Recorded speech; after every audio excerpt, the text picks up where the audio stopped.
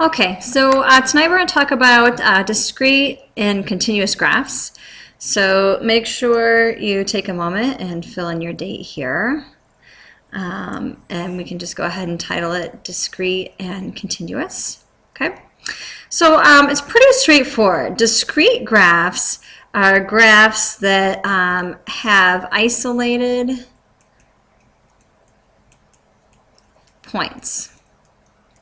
Okay, so basically what it means is you have a graph, okay, and you have a series of coordinates that are not connected.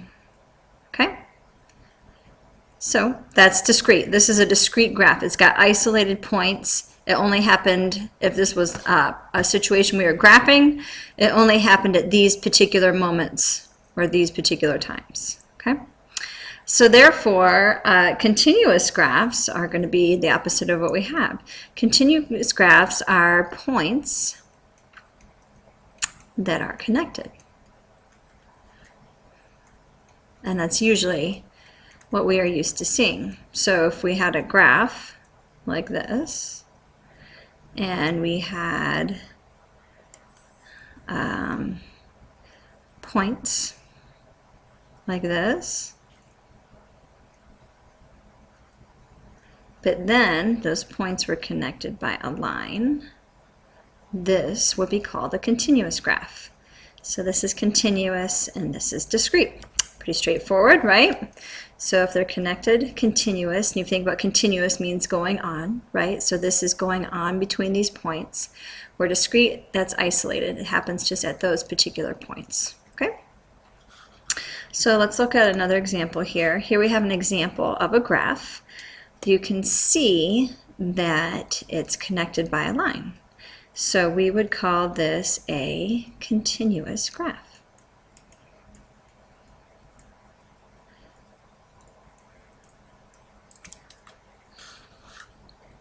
If we were thinking about a situation for this graph, let's say we were said like this is the time in seconds, and let's say the y value was the height in feet.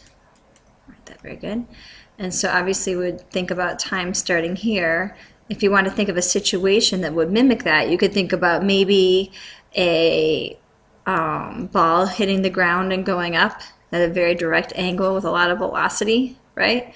And so this is the ball traveling, hitting the ground, and reflecting back up. Or ball's probably not a great example because a ball might not travel straight like that, but maybe like reflecting a laser or a sun ray reflecting off a mirror, okay?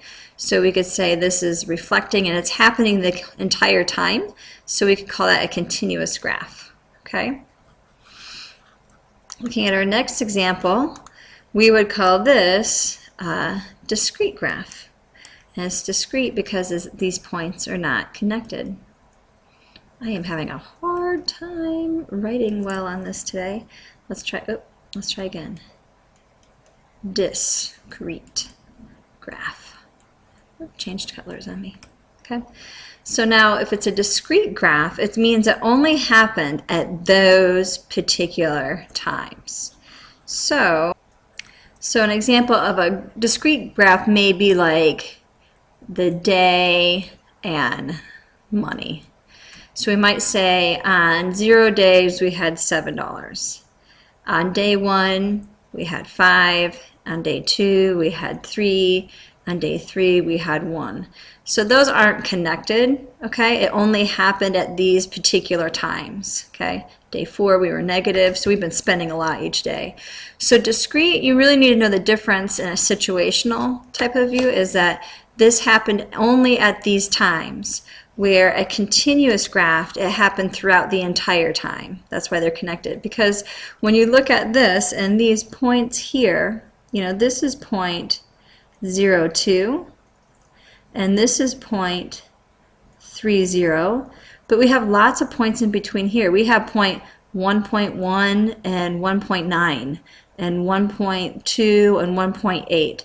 So these are not the only points. These represent all the little points. The yucky numbers, not whole numbers, are all part of this graph also. Okay?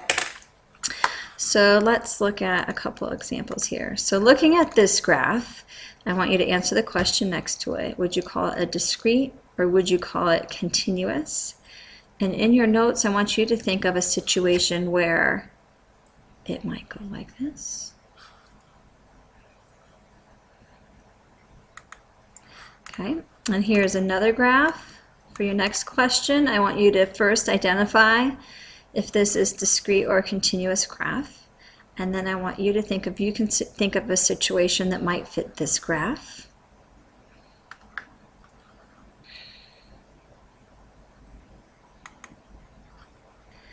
And let's do the same thing on this graph. First of all, the first question, identify if it's continuous or discrete.